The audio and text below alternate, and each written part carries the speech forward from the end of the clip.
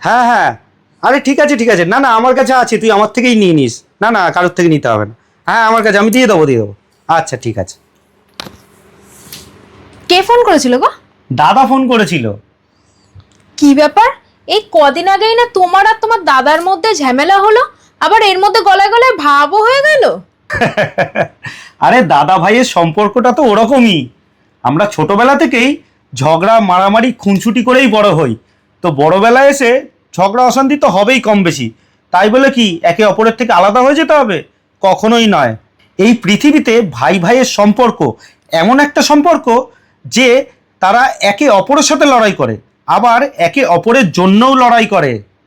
কিন্তু কি জানো তো, এই সম্পর্ককে সমাজের কিছু বিষাক্ত মানুষের থেকে বাঁচিয়ে রাখা খুবই প্রয়োজন। কেননা সমাজ এটাতেই খুশি হয় যাতে আমরা দুই ভাই আলাদা হয়ে যাই। কারণ তারা জানে যে যতক্ষণ আমরা দুই ভাই একে অপরের সাথে আছি, ততক্ষণ লঙ্কার মতো বিশাল সেনাবাহিনীকেও আমরা যুদ্ধে হারাতে পারি। বুঝলে? হ্যাঁ,